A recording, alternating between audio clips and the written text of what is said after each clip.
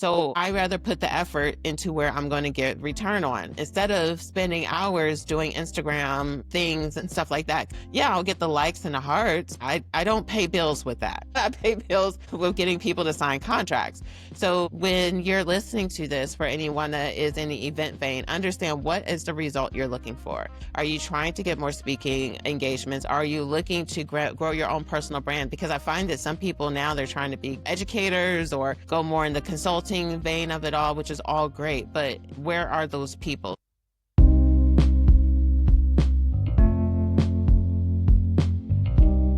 So marketing isn't just about showing up. It's about showing up with a purpose, building trust, and speaking to your audience in a way that truly connects. Today on the Hustle Free Entrepreneur podcast, we're going to be diving into what it takes to create a marketing strategy that converts without selling your soul or chasing trends.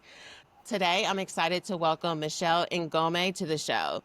Michelle is a trailblazer in the marketing space and the founder of the African American Marketing Association. It's a platform dedicated to empowering Black marketers throughout communities, providing resources and advocacy. So thank you so very much for being a guest today, Michelle. Yeah, thanks for having me.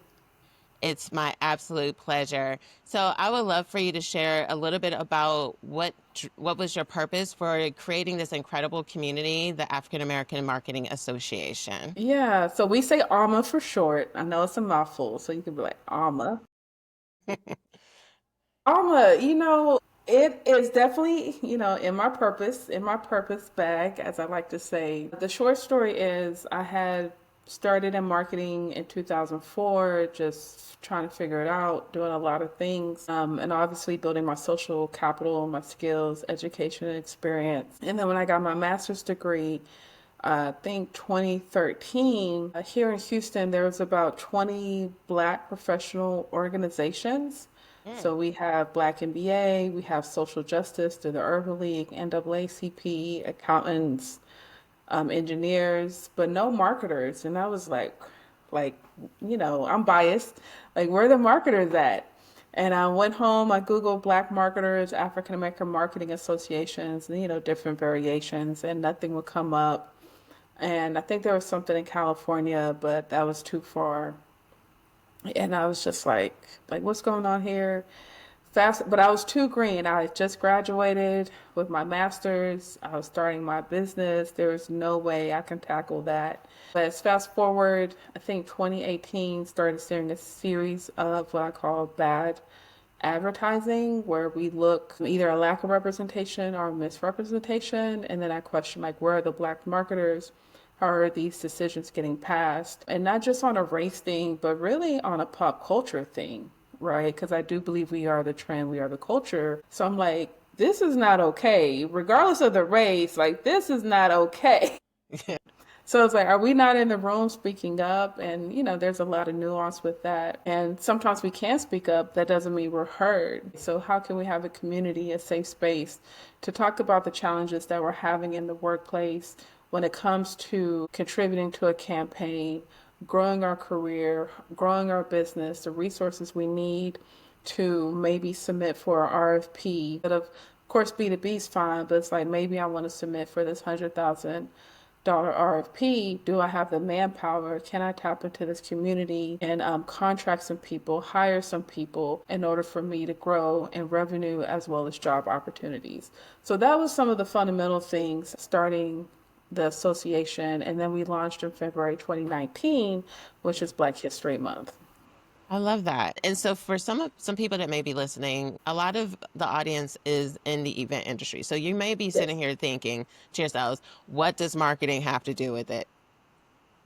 Marketing has everything to do with it. And here's the thing too, just to give caveat, most of you, I am not just trying to share special events that has its time and its place. However, I want to be able to start exposing y'all to the conversations to other realms inside of the event vein. So it's not just special events. It's not only just weddings. You have great production teams. You also have, like, you're doing a summit. Some of you are looking to start doing brand activations, working with coaches. You're looking to get into the quote unquote corporate, which to myself, I do believe that that's vague as well. So there's different levels of events and how to collaborate with people. So when I was looking for people to feature in the marketing, what made, not marketing, but in the events vein, what made you initially connect to the message in which I was looking for? I think I just have a different perspective, right? I feel like I was forced into the event space. Like, I was like, Mm, I just want a community of Black marketers, creatives, small business owners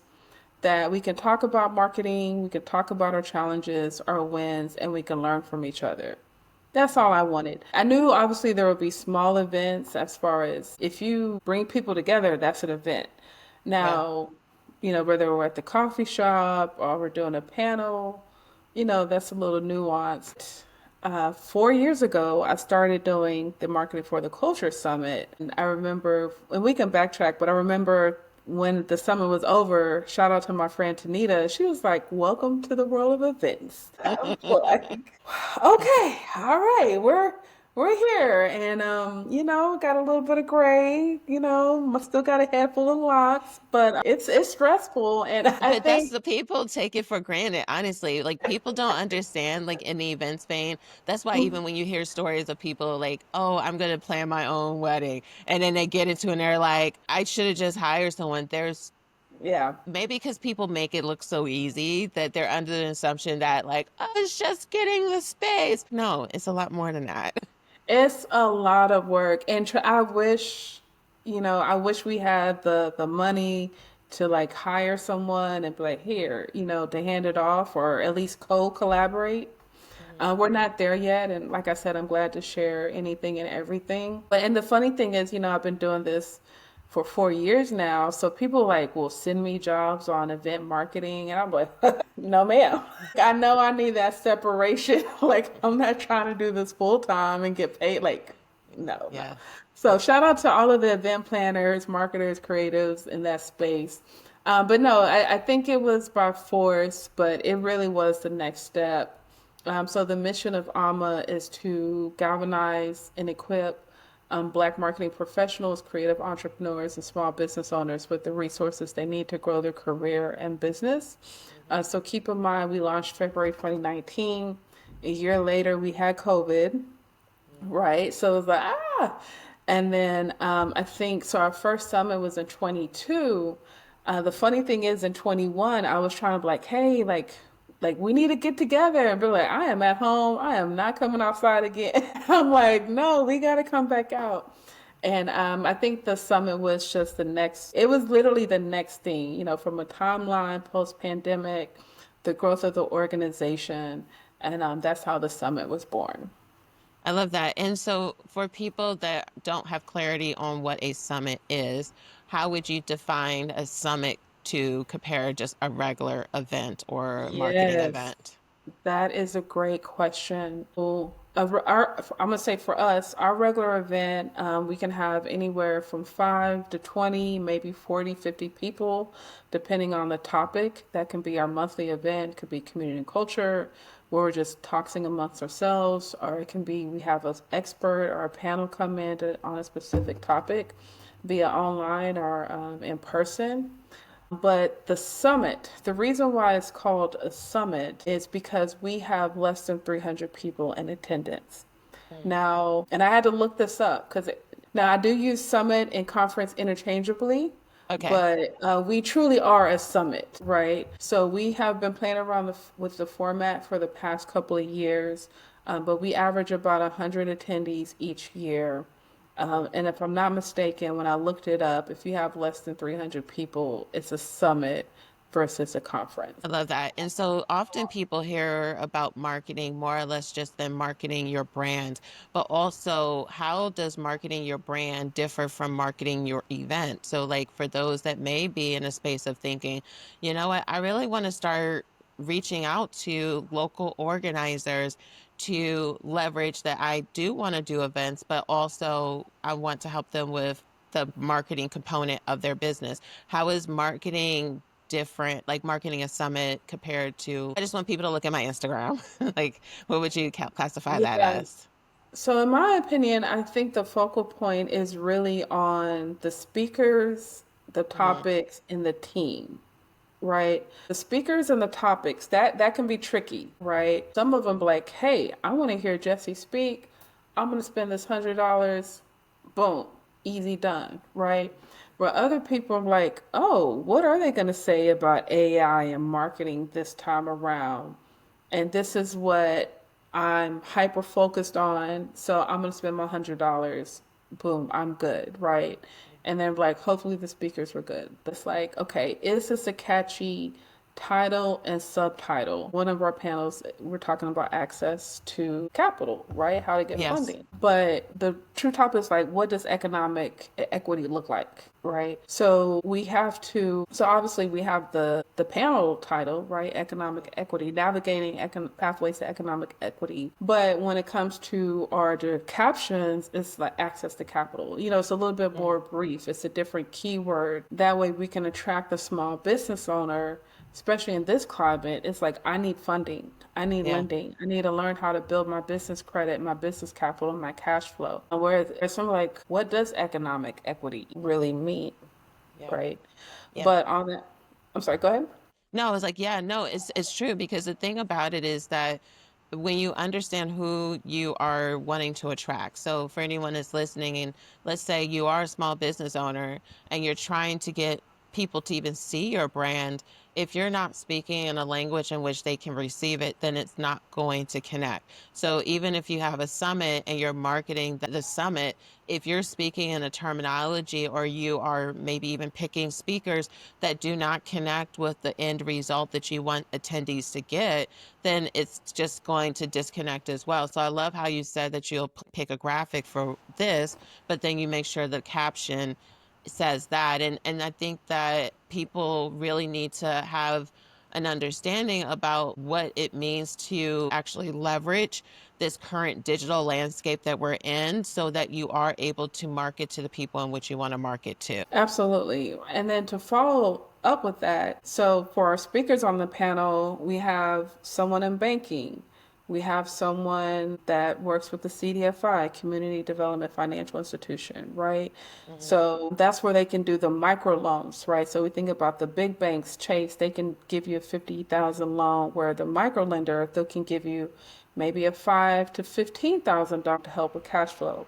We have someone, a very successful multi-million dollar entrepreneur that's self-funded. And then we have someone that works for an organization that provides grant funding, right, through their tech accelerator program, right? So now the attendee's going to get 5 different perspectives when it comes to economic equity, and whether it's from the expert, a community organizer slash program manager, or from an entrepreneur that's like, hey, I started this with $17 in my pocket and look at me now, Yeah. right? So, and then each person is like, okay, this is, well, the entrepreneur is like, well, this is my story. This is how I did it. This is my network. This is how I'm able to leverage people, resources, and programs. And then some of the other people are like, well, these are the resources we offer. So we try to be very mindful of our speakers and what they can offer as far as information to our attendees. I like that. And at the core of it is understanding like your audience. I think that not understanding your target audience when it comes to marketing can be one of the biggest mistakes that people can make when it comes to actually putting out their brand. But I would also like to hear from you, in your opinion, what are some of the biggest mistakes you are seeing entrepreneurs make when it comes to converting like their followers into their customers, be it from a digital landscape and or in the physical landscape?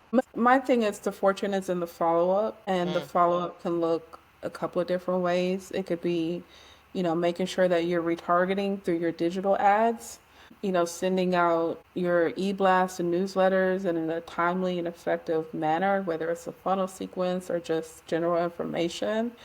Or it could be one-on-one follow-up email, relationship building, phone calls, things of that nature. And I think a lot of us drop the ball. I'm guilty of it myself, but we are messing up because we're not consistent, mm, right?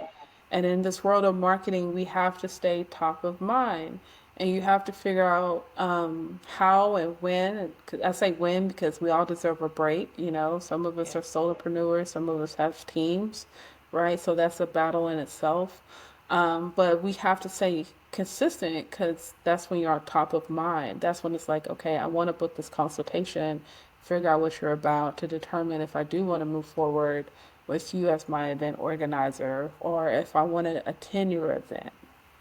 Consistency for some people, I feel the definition of it is not consistent because people think like, oh, if I just throw this out there, then I'm doing something consistent. But if your brand and messaging and who you are, your brand authority, like that is not the same. If it's not the same, people don't even know what you do, what you stand for. So, like when you're saying consistency, what does that mean from someone with the lens of a marketing professional? One, I would say consistent messaging, especially when you have important taglines slash bylines, my mission statement.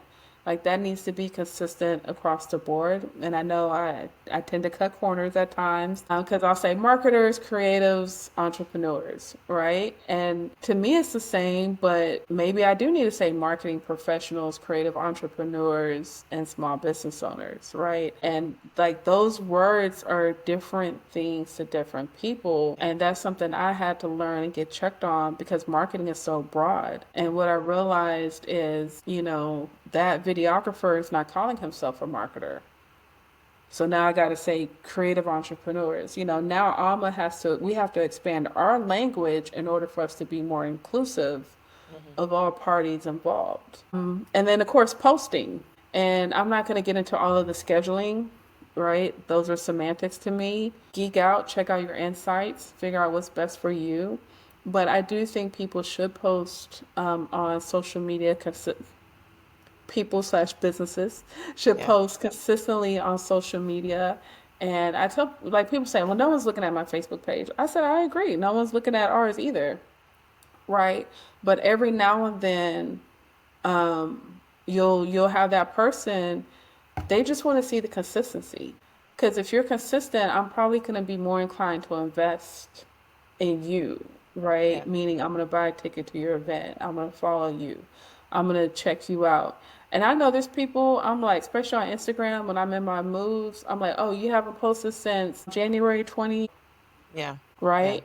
Or I had my own consulting business a couple of years ago.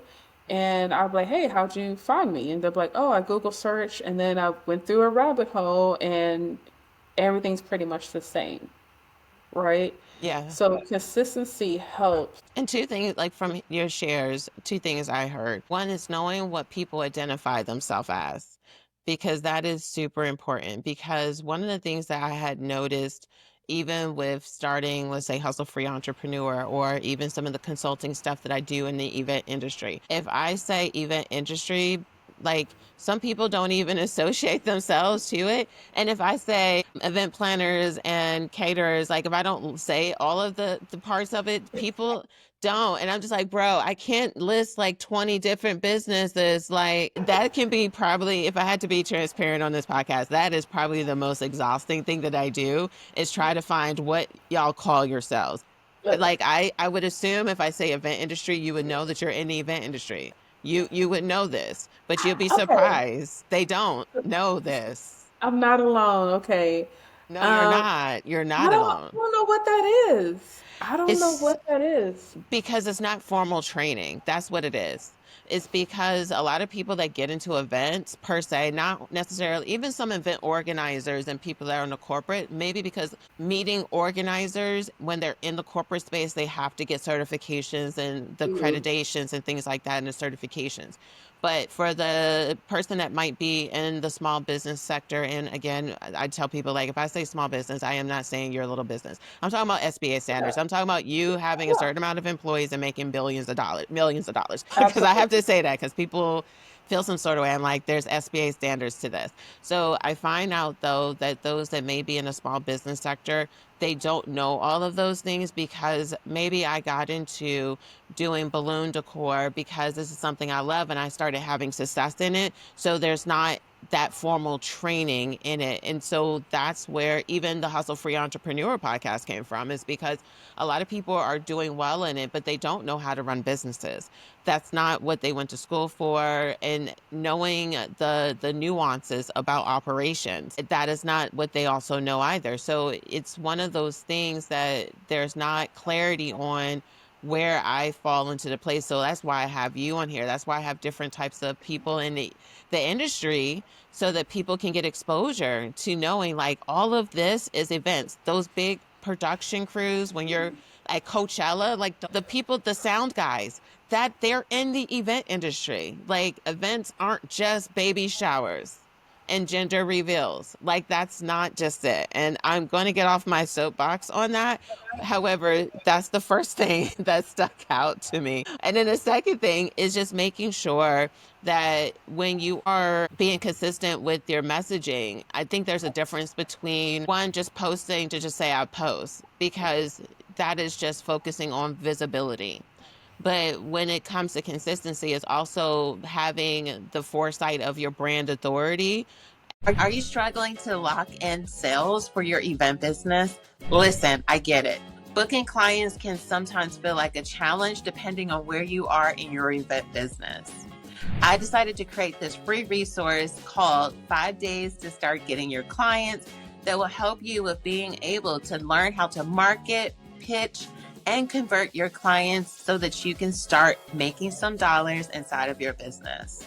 This resource is perfect for newbies as well as more established individuals that are looking for some tips and tricks that can help them with taking their business to the next level.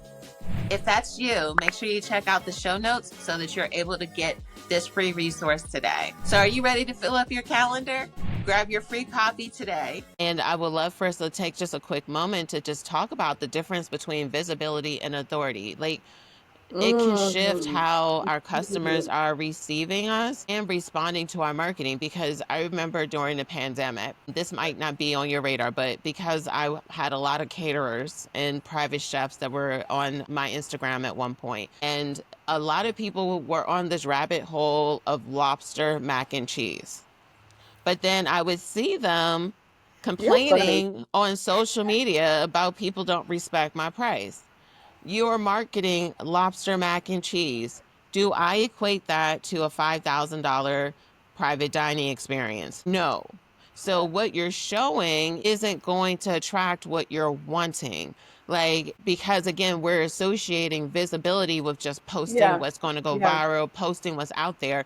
But if you're not showing your brand authority of like, my clients may have the most basic food preferences. But what I'm not going to do, like if I was a private chef, but what I'm not going to do is just show basic foods, because people will associate that to price point of service. So visibility and brand authority are two different things. From a marketing perspective, how does that sit with you? That's a really good example. That is very true. So I built this association off of my brand authority. I've Mm, been maintaining my visibility, and I need to go back to authority.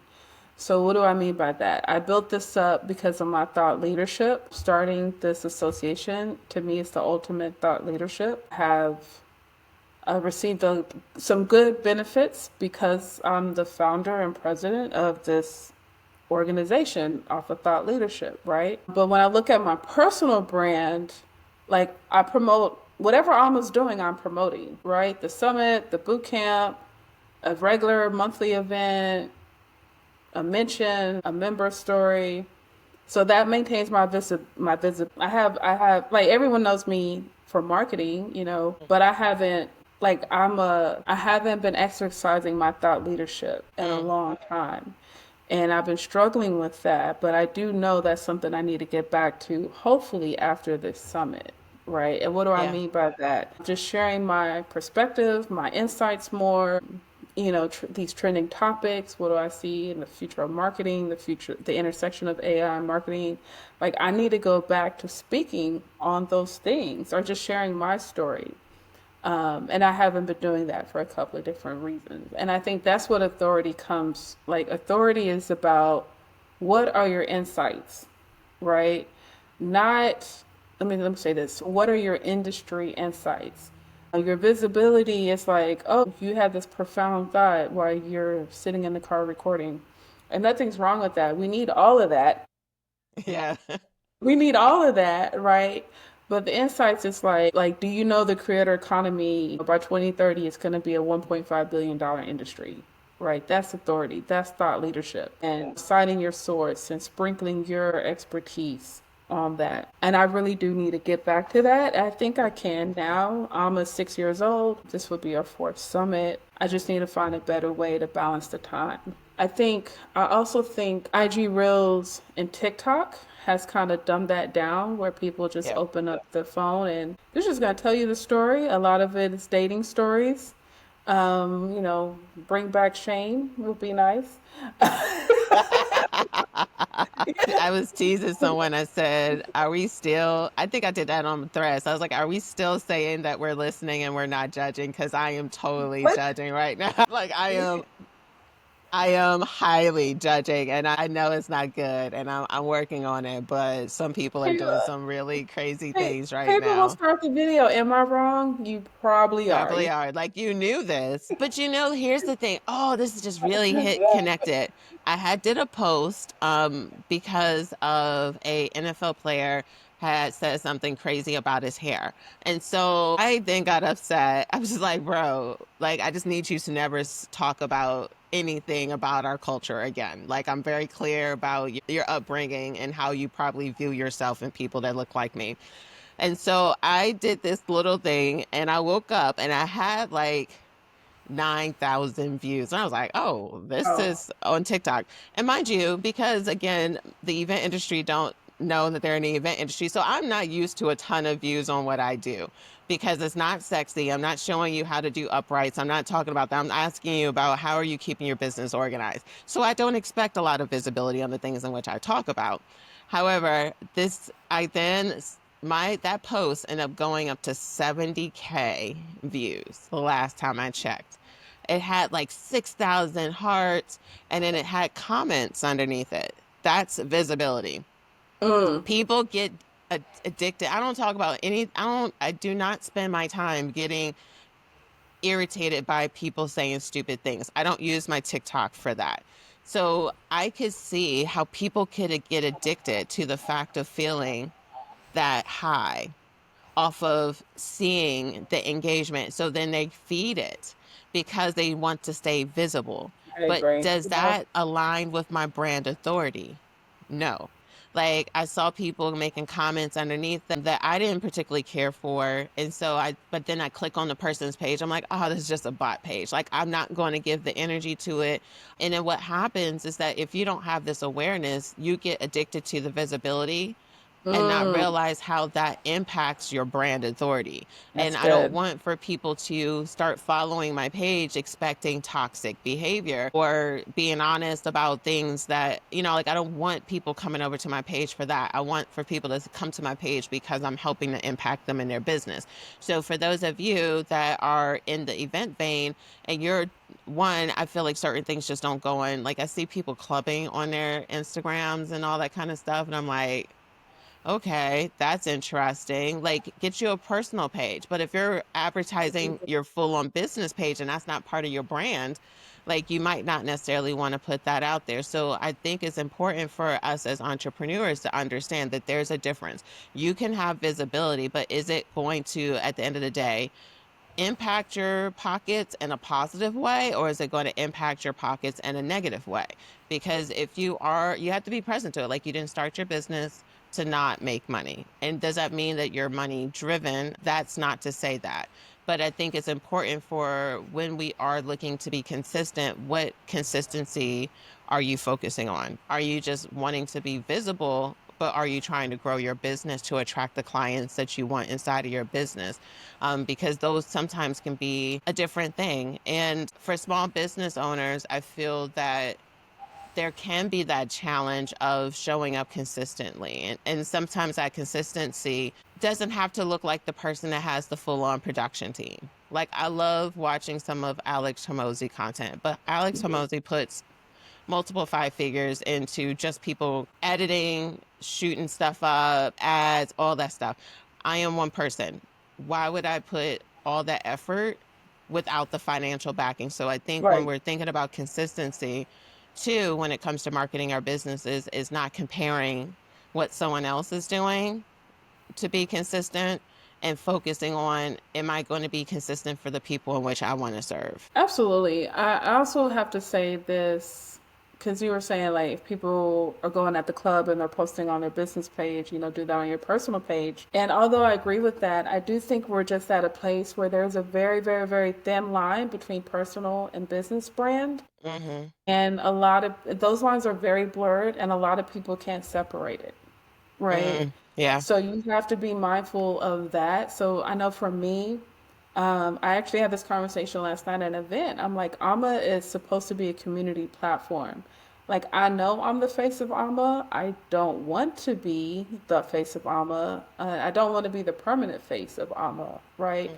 But I know there's 7 out of 10 times if someone follows me, they're going to follow Alma. And if they follow Alma, they're going to follow me on Instagram, Mm, right? Because fair. I don't know what I'm not, sometimes I'm the first impression, Yeah.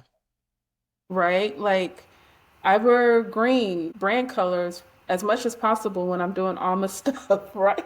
Yeah.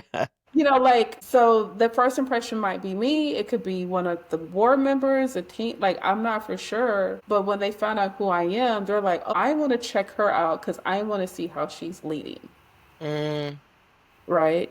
yeah. So I think people got to be mindful of the platform they're building, community, business, whatever you want to call it, because people are looking at you too. Yeah.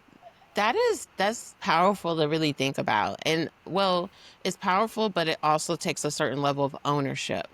Mm. Like owning up to what you're creating, like owning up to the vision that you have for your business and how you want people to perceive not only your business but also perceive you, because let's be honest, like a lot of people are getting feedback this day and age because of how shady they are on their personal life and is impacting their business. So you can't, if they're doing that to big corporate people that are making multiple 7, 8, 9, 10 figures, why wouldn't they do that to a small business owner? Because I feel like at times we are put under a bigger magnifying glass than sometimes people that are larger in corporations. So just being present to how people day to day are going to perceive your business. One of the things that you even shared is just like understanding the platform and the community in which you're building. And so one of the things I had as a question is, with so many platforms to show up on, how do you help entrepreneurs choose where to invest their energy when it comes to marketing? That's a good question. So just to make sure, are you referring to social media platforms or just all marketing channels? Well, I think that for the simple fact that you even had to ask that. Like, I don't think that people, here's the thing. I am a old school person when it comes to marketing. Like, I will be out in the ether at networking events. Like, I don't believe that it's only social media. So Yeah, for yeah, you, when you hear that question, what made you ask that? Because I don't think that people are only thinking the only way I can grow my business is by being on TikTok yeah. and going viral. So what do you receive as a marketing professional? Oh man, that's a good question. Well, my first thought was definitely social media Mhm. platforms, but I think to the larger point, this is great conversation, by the way. I always tell people play to your strengths. You have to play to your strengths, but you have to meet people, your audience, where they are, right? Yeah. So I know my strengths are Instagram, LinkedIn, Facebook, and maybe if I stop lurking on TikTok, that could be beneficial too. We'll see, right? We'll see. But that like I can be consistent on those 3, 4 platforms, and I can get a ROI. What does the ROI look like? It's the authority, it's the visibility, it's the ticket sales, and as of right now, right, it's the interest. I'm not in a position for me to be consistent on TikTok, Mhm. right? Yeah. Because I'm not the person that's going to roll over and turn on my phone and tell you about my traumatized dating story 5 years ago. I'm not doing anything on Excel spreadsheets. I have no shortcuts to show you. I have nothing for TikTok. At least not yet. At least not my original, like my personal original content.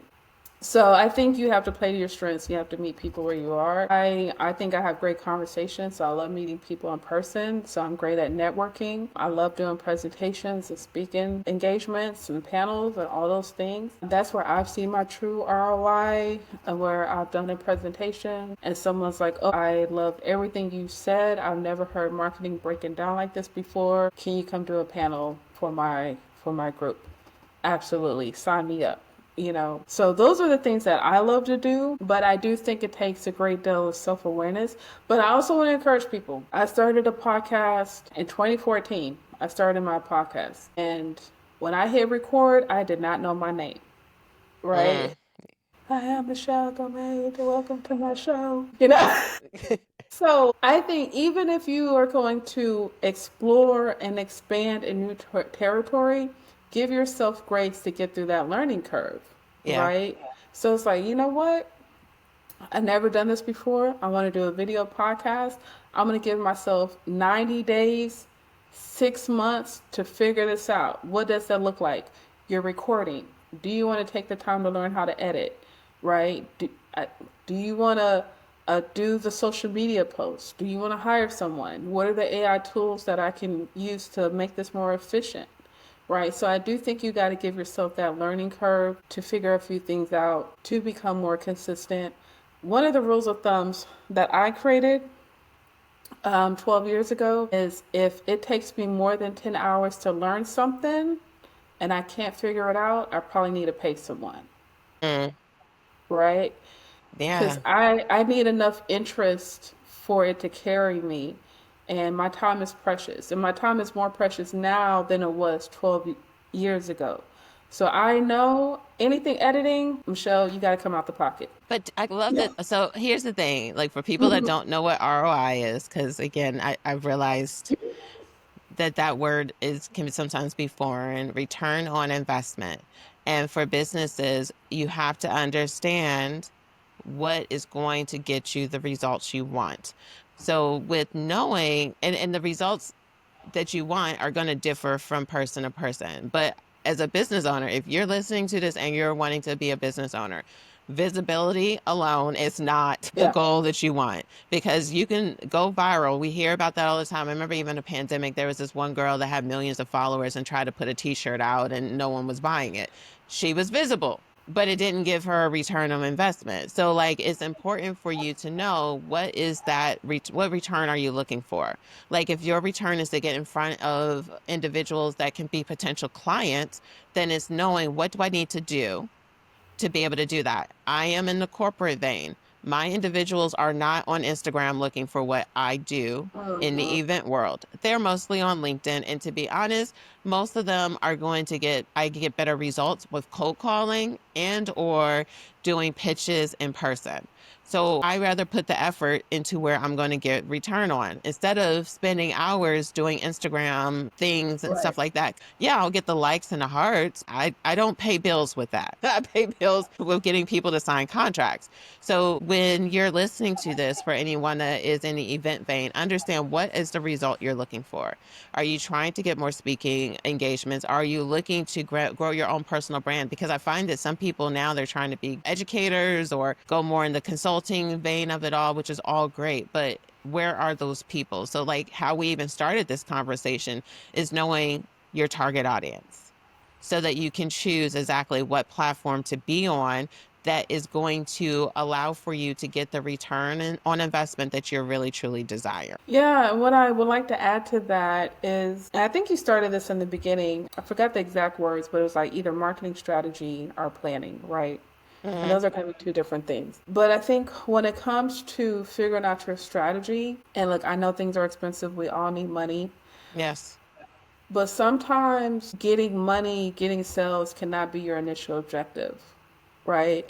Especially if you're a new business owner or this is your first event. Maybe the objective is just brand awareness. Yeah.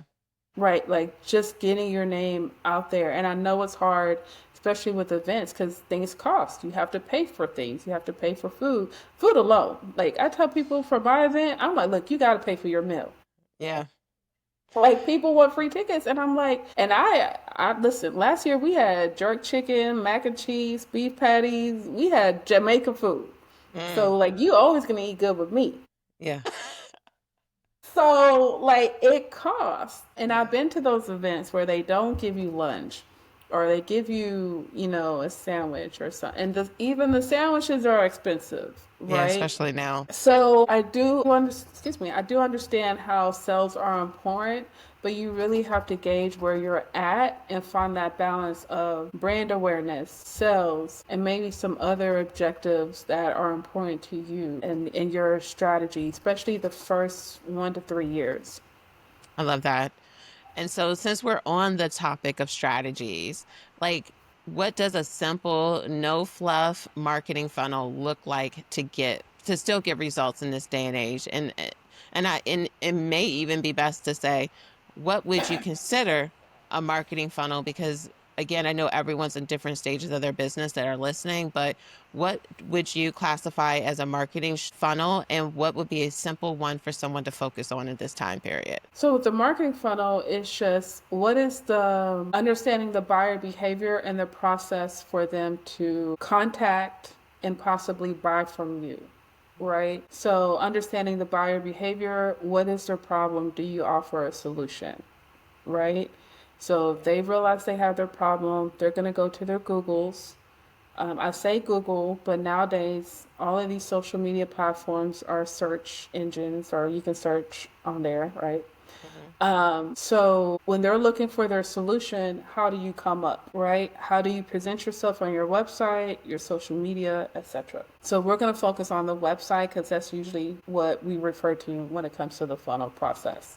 Yeah. So if I'm on your website, I'm clicking around, I'm reading in blocks, right, left to right. I'm reading in blocks. I'm trying to figure out things about you, or the solutions slash services that you offer, your experience, maybe your education, maybe I care, maybe I don't care, your credibility, social proof, and then maybe you hit me with um, 10 budget friendly tips for your first event. Ooh, let me add my email, get this free download, and check out the resources. On the back end, I'm in your newsletter. You're sending me emails on a regular basis. I have my event maybe 4 weeks from now, and I'm like, hey, this list worked. 3 out of the 10 things worked. I saved X amount of dollars, X amount of time. I have this event next year. I want to book maybe a $175 consultation. I'll pay that, and then maybe I'll bring you in 6 months from now to help me plan my event, the latter 6 months.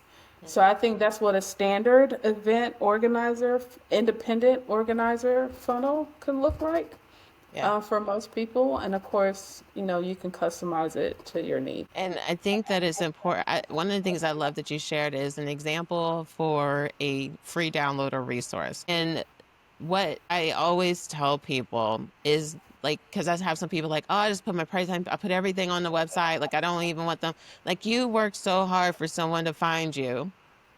And then you're going to be like, I'm okay if they never reach back out. Um, Like that's what I interpret that as, because you work so hard. Like, why not capture their email? And knowing that, I believe that it takes up to 7 to 9, oh, it's probably 7 to 10 exposures at this point for someone to pull the trigger to work with you. So having a free resource, and the thing is that even that free resource, they'll start reading it and they may say, I don't even want to bother doing it. Like for me, I see certain things and I'm just like, I'd rather figure out how to make the money to pay you to do certain things than me to do it myself at this point. So like people sometimes can be fearful of, and at the core of it, it's fear. Like if I give people tips, if I help them, then they're just not going to work with me. No, they're going to be individuals that just won't bother because time is money. Like I don't go grocery shopping a ton anymore. Is it because I want to spend money on like what is I use, the Instacart? No, I just don't have the, like, for me to pay an extra $20 so I can have the time to sit actually in my house and do the things I need to do, even if it's mhm. to sleep. but most of the time it's because I'm doing work. That $20 to have someone go and shop for me, I'd rather do that at this point in time in my life.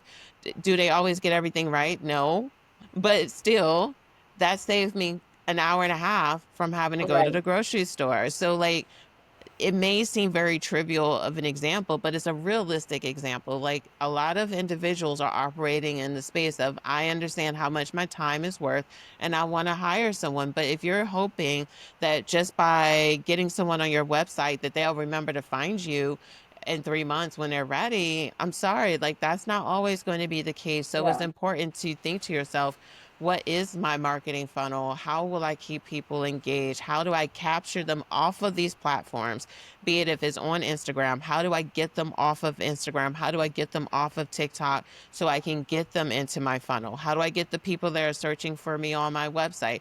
How do I get them in my funnel so that you can do email campaigns, so that you can do methods to be able to re-engage them to ultimately help you with getting that return on investment. So if you are looking to speak or if you are going to go to networking events, when you know the statistics and the data in your business, because it's going to differ from person to person.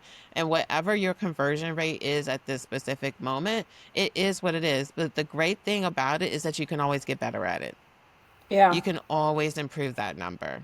I think one thing people have to understand, and this is for any business owner, especially service based businesses, the higher your price, the longer the sales cycle, Yes. right? So if you come up to me and be like, hey, will you buy my book for $20 and it's a business book, I'm probably going to buy it, Yeah. right? No hesitation. I have $20. I'm going to support you. Now, if you see me on the street and you walk up to me and say, hey, would you like to pay for my $2,000 business coaching? Absolutely not. Who are you? Yes, I don't even know Right? you. Who are you? Right? This is a lot of money. This is my rent. This is money I can be spending ice cream with my nephew.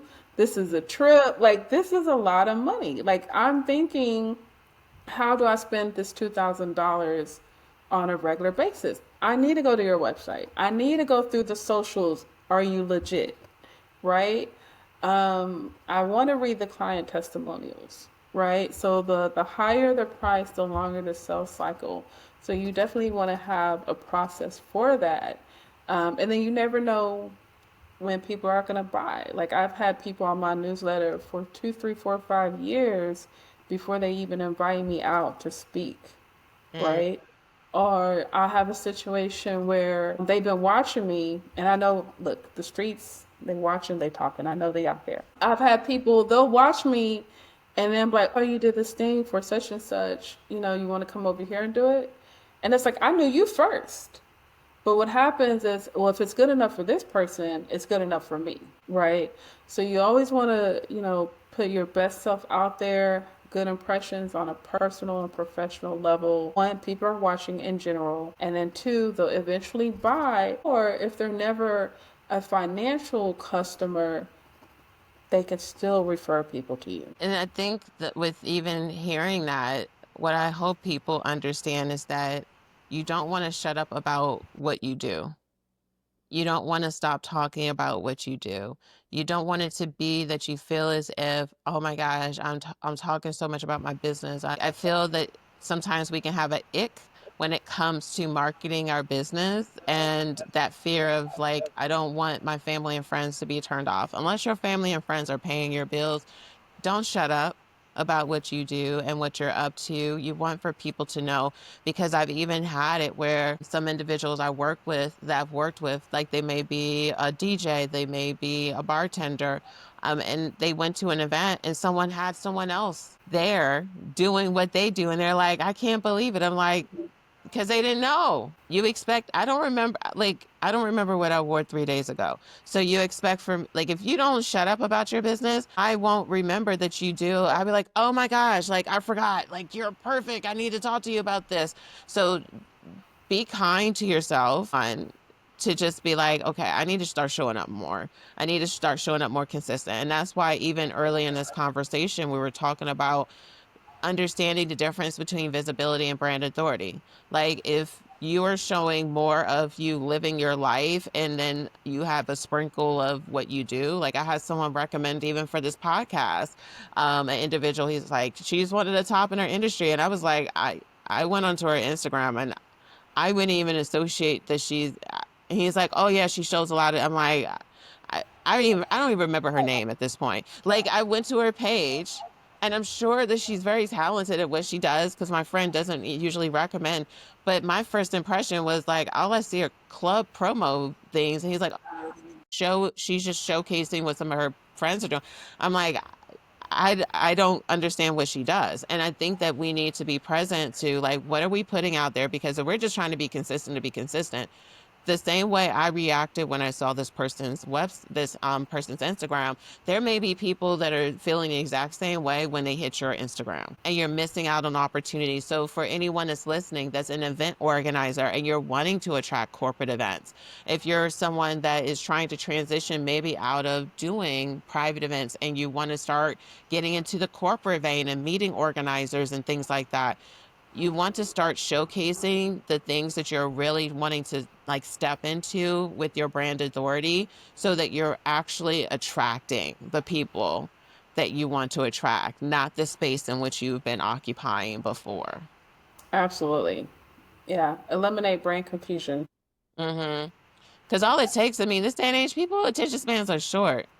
Like, I even had to laugh at myself earlier today. I was looking at TikTok. I was like, oh man, like when my brain finally connected, like, oh, I might actually want to watch. I just scroll back because like I just disconnected. And so we're in this environment now with our businesses and knowing that we're fighting with, and that's sometimes even with the content, creating content can be one of the hardest parts because we're competing with all the craziness that's going on right now. And we're trying to promote our business and we're trying to attract clients when there are wars and all this other stuff going on. So you need to be consistent, however that looks for your business, with showing up to be visible, but also showing up within your brand powerfully. Right. So that is super, super important. So one of the things that we just briefly talked about too is converting. And that's one of my last questions I really wanted to Mhm. ask is like, so if someone is like in a place where they're wanting to audit their current marketing, how can they tell if it's converting or just getting visibility? So I think one, you got to go back to your objective,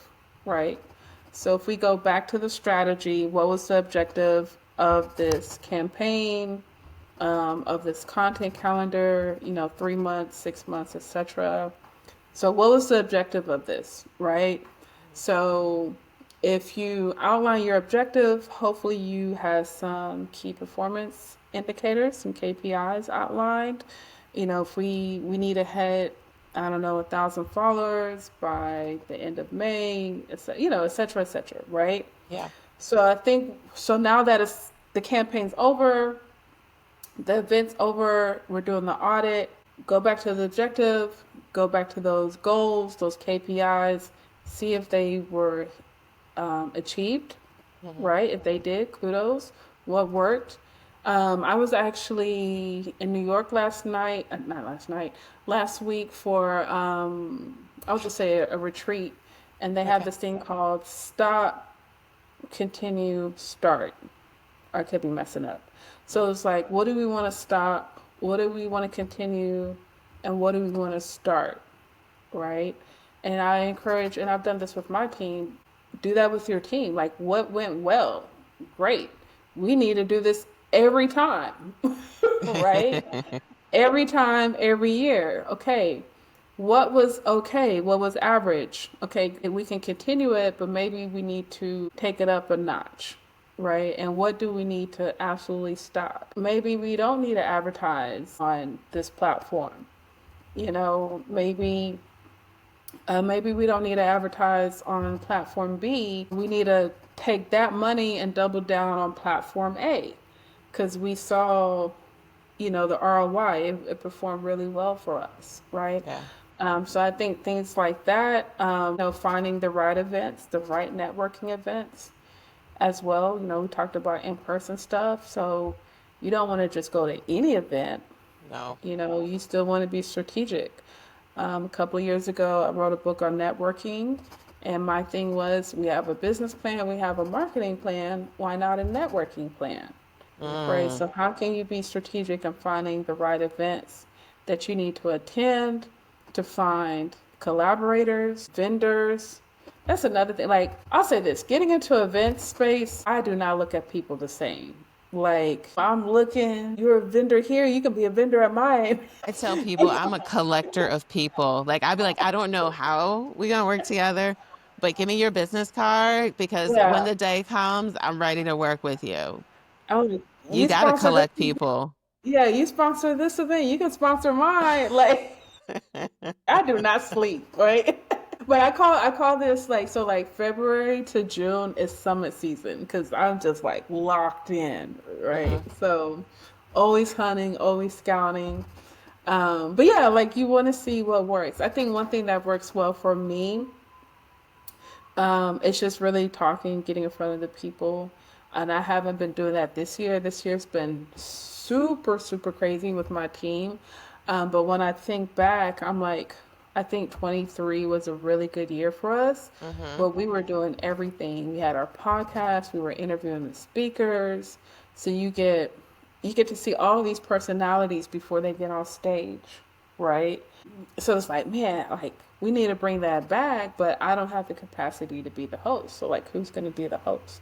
Right. So, like, evaluating all of that stuff. The website, right? What are the most popular pages on the website during this campaign, during this period? Like, did we get the traffic and the clicks and, the new website newsletter that we wanted? Did we get the referrals that we wanted, right? So, I love PR. I think PR is amazing. I love doing interviews, news interviews. I don't care. But did this news interview give us the opportunities that we were looking for? And what does that look like, right? Is it this ticket sales? Do they use the discount code that we, shouted out during the interview? Or maybe we didn't get ticket sales, but maybe we got a sponsor. Mm. Credibility. Hey, I'll take that. Yeah, exactly. So sometimes, audits are good because you have to evaluate situations, but you have to also be pretty flexible, right? Because I've been in those situations where it's great PR with brand awareness, and the sponsor was happy with that. Like, you were on the news and you mentioned us. That's incredible, you know? Oh yeah, here's the video link, you know? Yeah. So I think sometimes, and I say that because sometimes those things can be captured in the beginning during the planning stage, as far as the metric, right? But once you complete it, it was like, hey, we did this and this was the result. And we got this relationship and we can move forward in the future. Perfect. I appreciate all of our conversation today. So how can our listeners plug into what Alma's doing and learn more about the organization and how to potentially be a part of it? Yes. So I like to say, if you want to learn anything marketing, please keep us in mind, right? So we have the summit in June. We do take a small break, but we will pick up education programming in August. So visit us at a-ma.org. And then you can find me on LinkedIn. First name is Michelle, last name Ngome. And I am here to support and to be a resource. So there you have it. Marketing doesn't have to feel like this big hustle as long as we have clarity on who we're trying to target and why we're trying to target them. So you want to have clarity to be able to really grow your brand. So huge thanks to you, Michelle, for being a part of our guest panel for season 2. So please make sure to check out Alma, and I'll make sure to have all of the links in the show notes and the caption so that you're able to look into this. So if you've loved this episode, don't forget to subscribe, leave a review, and share this with another entrepreneur who's ready to show up with purpose and connection in their business.